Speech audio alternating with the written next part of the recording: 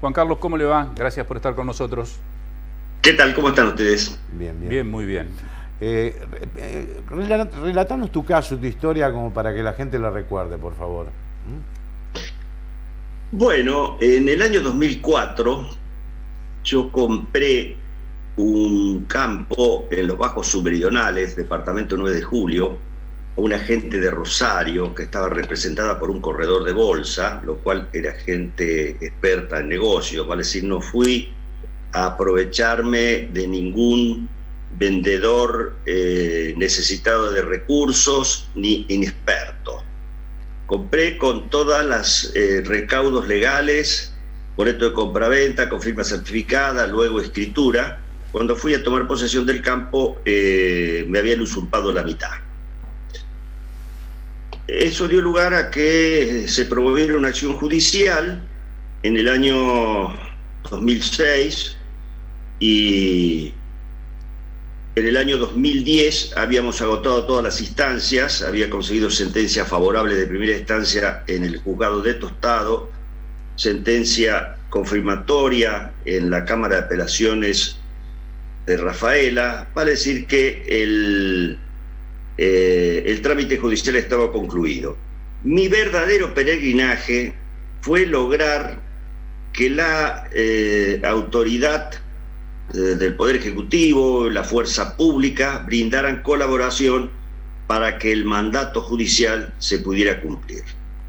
Ello dio lugar a por lo menos 6 tentativas de desalojo frustradas, en algunas de las cuales nos corrieron a tiros, en otras de las cuales intervino gente encapuchada, con autos sin patentes. Todos estos acontecimientos debajo de la bandera de supuestos defensores de los derechos humanos que defendían a la gente desprotegida y desamparada de la tierra.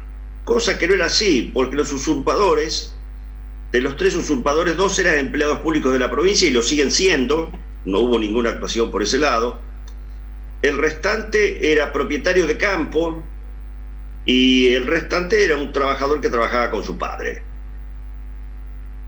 A la vuelta de los años, el cambio de los tiempos políticos, con el triunfo de Macri, aparentemente logró que se modificara la actitud del gobierno, de la provincia. Gobernaba ya Lisching. Yo pasé todos los 4 años de la gobernación con Fatti sin lograr que el gobierno de la provincia brindara colaboración para el cumplimiento del fallo judicial. 2 años después de que se agotó el periodo de Don Fatti, logramos que la fuerza pública pudiera actuar. Cuando llegamos al campo habían huido todos, habían dejado unas pocas pertenencias, habían dejado sus vacas, de las cuales me tuve que hacer cargo, entregárselas, etcétera, etcétera. Y los principales implicados que tenían campo y tenían hacienda, y qué sé yo, habían perdido todo en el largo conflicto judicial. Yo obviamente no cobré un peso por resarcimiento, por daño moral, por nada. Yo lo único es que recuperé mi tierra y ahora la tengo en explotación. Vale decir que lo que llama la atención es que en estos casos, que son tan claros, ¿no es cierto?, haya tanto pudor por parte de la autoridad política que debe hacer cumplir con los mandatos judiciales. Cuando la quinta esencia de la República es la independencia del Poder Judicial y la soberanía de sus decisiones. En la provincia de Santa Fe hasta se dictó una ley especial para este caso que prohibió los desalojos por 5 años. Se creó un registro de poseedores que debe estar todavía en el seno del Ministerio de Agricultura y Ganadería de la provincia de Santa Fe, donde no se inscribió nadie. Vale decir, daría la sensación que le hicieron creer a los timoratos gobernantes socialistas de entonces de que verdaderamente había un conflicto de gente desamparada que estaba siendo aprovechada en manos de aprovechadores de la desgracia ajena. Y no era así, era exactamente al contrario. Y los hechos demostraron que en el momento de la verdad, los famosos defensores de derechos humanos se borraron todos, esta gente quedó sola y se quedó con las deudas.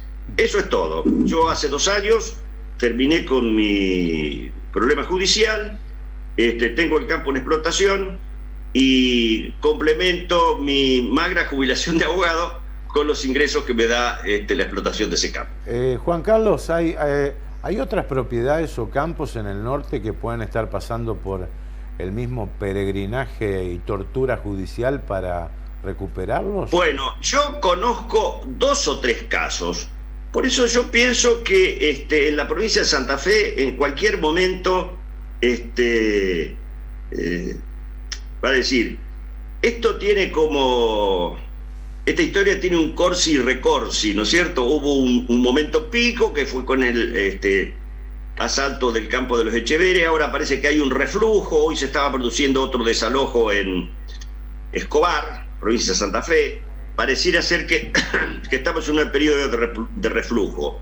Pero aún así, en el juzgado de Tostado hay 3 o 4 casos que son paradigmáticos. Yo tengo presente aquí el caso de un señor Buzo, que también compró, que la justicia le entregó el campo, que cuando se dio vuelta se lo volvieron a usurpar, y que además de eso le ejercieron violencia física sobre el encargado que había dejado en el campo y tentativa de violación de la esposa. Eso todo hecho por una banda de defensores de derechos humanos que se maneja en autos sin patente, muchas veces encapuchado, y que no se sabe quiénes son. Yo querría, Tepper, que se hiciera un ejercicio de reflexión en el caso de Echeverre, donde entraron no menos de 9 o 10 autos. ¿De quiénes son esos autos? Si usted indaga un poco, se va a encontrar con que esos autos, muchos son del gobierno nacional. En el caso mío, que estuvo caracterizado por manifestaciones aquí en Santa Fe, una carpa en la plaza de gobierno, nosotros identificamos las patentes de una camioneta de la municipalidad de Malvinas Argentinas, Gran Buenos Aires, y otro de la municipalidad del Besia, provincia de Santa Fe, que venían a traerle agua y comestibles a los que estaban acampando frente a la plaza de gobierno. En el caso de los automotores que se conducían sin patente en el norte de Santa Fe, no logramos identificar el dominio, pero la versión que me dio la policía era que eran autos de un sindicato de Santa Fe y de la CTA. Entonces, en el caso de Echeverre, los 8 o 10 autos esos que entraron, ¿eran de Grabois o de quién eran? Porque de un lado estaba el gobierno que repudiaba o que trataba de poner orden, y del otro lado estaba el gobierno que colaboraba con los usurpadores. Y aquí en la provincia de Santa Fe, esa actitud y fronte se dio siempre, porque yo todas las entrevistas que tuve con los funcionarios decían, sí, qué barbaridad, sí, le vamos a dar auxilio, vamos a hacer cumplir la sentencia, pero en el momento de hacerlo le ordenaban a la policía que fuera sin armas, desapareciera. Estábamos en medio del desalojo y llegaban órdenes a Santa Fe y la policía se tenía que retirar. Entonces, lo que hay, me da la sensación, en toda esta confusión, es muy poca determinación por parte del poder público de que un fallo judicial, lamentablemente, nos guste, no nos guste, es la palabra de la justicia y debe ser cumplido. Hay falta de... Y por eso yo digo que en Santa Fe, yo sé que han quedado 2 o 3 sentencias que no se han ejecutado, 2 o 3 personas que no han recuperado los campos. Yo no litigo más, no tengo más contacto con colegas del norte, pero puedo brindarle los teléfonos. En mi opinión, algo puede llegar a pasar. Juan Carlos, aquí se conoció, por lo menos lo que una de las voces, aparte de la suya, era que eran personas que hacía tiempo que estaban allí y que con su compra iban a ser desalojados. Digo, esa versión cobró fuerza en el gobierno, hubo falta de decisión de tener presencia territorial para corroborar en el lugar que esto sea verdad y de esa manera proceder a la restitución de su campo. Mire, esa posesión que tendría que haber sido 20 añal, ¿no es cierto? Nunca la probaron. No hay un solo testigo, no hay un solo elemento de prueba. Y no hubo, diríamos, interés por parte de quien era fiscal de Estado de la provincia en ese momento, por quien era secretario de Justicia, de decir, bueno, vamos a mandar un abogado que mire esos expedientes. La única autoridad yo recuerdo que en las últimas épocas del gobierno de Bonfatti, el jefe de policía de la provincia fue un gendarme, un tal Chamou, que ese señor me dijo: mire, si usted me permite, yo voy a mandar un abogado de acá de la policía tostado para que vea ese expediente a ver dónde está la verdad. A los 15 días me llamó: señor, mire, el abogado de la provincia me dijo que no tienen, ni siquiera han presentado el más mísero testimonio. Si le digo: doctor, no hay ninguna prueba.